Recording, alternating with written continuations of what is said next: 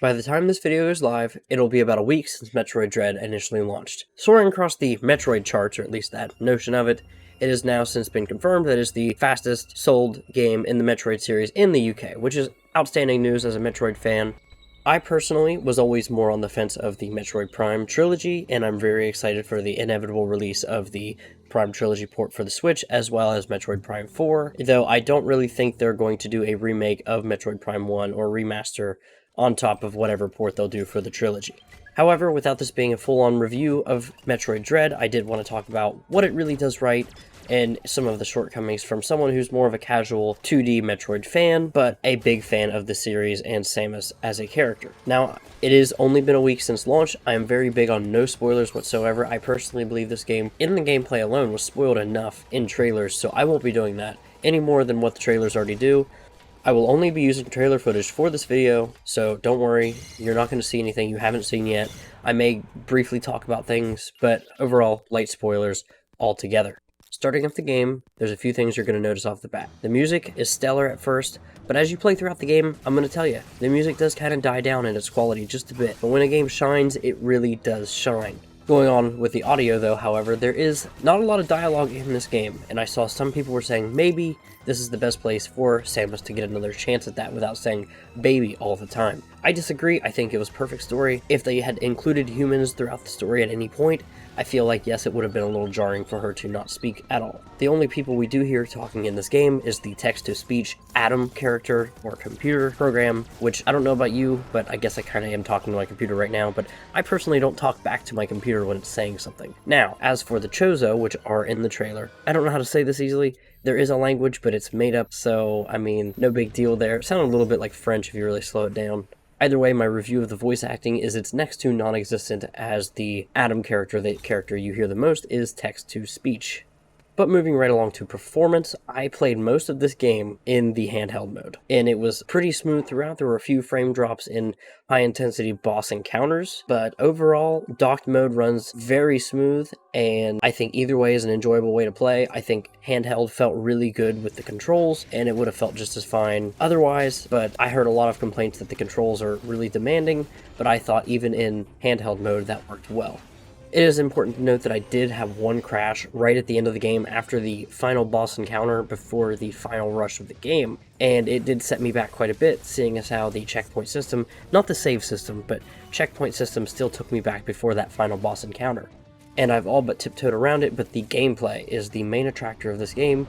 A Metroidvania is a game where you're going to progress through a map or levels that you need certain items to progress to certain areas, and it requires looping back to get to certain upgrades or even to progress throughout the story. I gotta say, this game does it really well, though it does feel a little linear and that the item progression is a little pacingly staggered at certain points. For instance, what I mean is that items that you pick up, it feels like you do barely use them other than to get to the next area once, and then you really don't need to use them until the next upgrade again. Personally, I believe this was a way to make Metroid Dread as a good starting point for newcomers to the franchise. After all, the Switch is pretty much a major seller for any game that Nintendo does put out first party. So with that being said, I think I can forgive this minor thing, especially considering I think it helped me streamline my experience quite a bit, and it'll be easier for replays and someone who isn't trying to learn every inch of the map at all times. As for the combat though, there are a few new little toys that you do get, one being a parry button that you can use for almost all enemies for an insta-kill, and another thing that I thoroughly enjoyed was the slide mechanic, which as you later on get the morph ball, if you can slide into the morph ball in certain scenarios. But as I said, you're fighting these enemies. I think the designs of each of these creatures is very good, though there are a few that they feel like a minor reskinning of certain creatures. For instance, hey, I fought this green bat-looking creature in the jungle area, and then I moved to the ice area, and now I'm fighting white versions of them as well. I was hoping, since this game has been in, development hell for years, that maybe there would have been a minor, change in appearance other than just color. But these are minor nitpicks, as you're never meant to spend too much time with any one enemy other than the big one, the Emmys. Emmys are the robots that were shown in the initial reveal trailer, as well as every trailer after, that are invincible, and they hunt Samus, and you can only run. This is where the term Dread comes in because they are pretty creepy. I mean, I'm not going to call Metroid Dread a horror game by any means, but the movements and mannerisms of the Emmys as they come at Samus, trying to kill her, with her having absolutely no power to stop them, really is an off-putting scenario to put the player into that I'm really proud that they worked out so well. With the new tools and the Emmys at the forefront of my mind, a big thing to think about in this game is traversal and the movement system for Samus. The animations for her are very smooth, and I'll talk about that a little more when I get into the visuals, but overall the game flows well and it rewards you with other items and the Shine Spark challenges to experiment with the mobility that Samus has been provided. The final bit of gameplay that I would like to tackle in this video is the boss battles, and I think this is one of the big lures for a lot of people. I'm not going to call it like the Dark Souls of the Metroid franchise or anything like that, but this game is hard but very forgiving. These bosses are hard. They're going to make you learn how to fight them, they're going to make you learn their movesets, their tells, and most importantly, there are plenty of instances that I can see or I've seen on Twitter where there are secret ways to actually take advantage of these bosses that you don't even know about. For instance, a Morph Ball Bomb in a boss arena that's going to set off a chain reaction that will heavily damage the boss. How a boss fight usually works is that you're going to go into the arena, you're going to get a nice cinematic introducing the creature, making them look all menacing, and honestly, the gameplay shows that. All of them are hard, all of them fight back really well, and then you're going to beat the shit out of them with your weapons, and then eventually you're going to get some parry indicator, and usually you're going to parry them. I don't think you always have to, but that will, of course, eventually, when they lose all of their health, end in a cutscene where Samus is an absolute badass. And I talk about that cinematic feel a little bit, and with that, I want to get into the visuals for a little bit. This game, while there's rumors that it's been around forever, and from what I can tell, that it kind of has. It was teased forever ago in a scan data from one of the Prime games.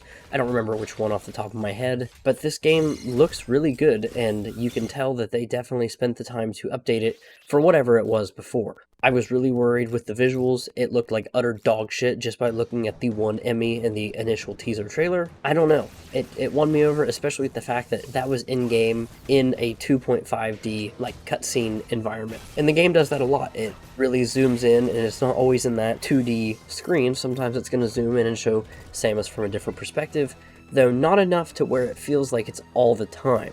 The visuals themselves look great. This is one of the few instances that I can look at a 2.5D game and feel it's absolutely necessary for the tone it's trying to deliver. There are plenty of things going on in the background environments, for instance, creatures and animal life that aren't necessarily needing to be there in the actual gameplay level, so Samus doesn't have to interact with the space deer or anything like that, but they're back there for set dressing, and I think it adds overall to the planet's environment and core experience. And in general, it does serve to make the world and the map seem much bigger and more explorable than it truly is, but not in a bad way. I think this experience is tightly packed into a less than 10 hour on a first playthrough experience, but you can definitely tell that a lot of time will be shaved off in second playthroughs when you know where to go.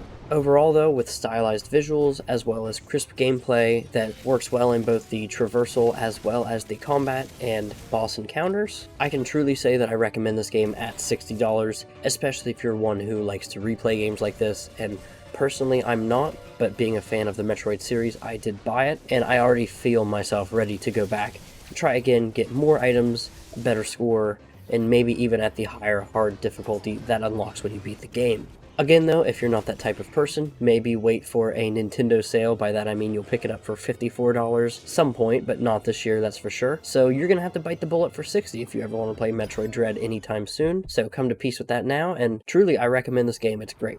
If I had one parting piece of advice for the Metroid 2D franchise from here on, or 2.5D if you will, I would say go all in on that cinematic experience. Keep it 2.5D 100%. I think they have a great formula, and they could really pull a Ocarina of Time Majora's Mask, put out a new sequel in a faster amount of time based off of this engine. However, I think they should employ something like Playdead's games. They made Limbo and Inside, two very good puzzle games that were in the 2D space, but more so Inside did a very good job of changing the camera and the view perspective of the character to really add to the atmosphere and potentially even the horror aspects that that game also employs in a very similar way to Metroid Dread at times. Of course, this all goes if this is what they want to do with the franchise in the future, but they've made very big leaps and bounds towards making a very clean experience that is also very cinematic, and I think this would be the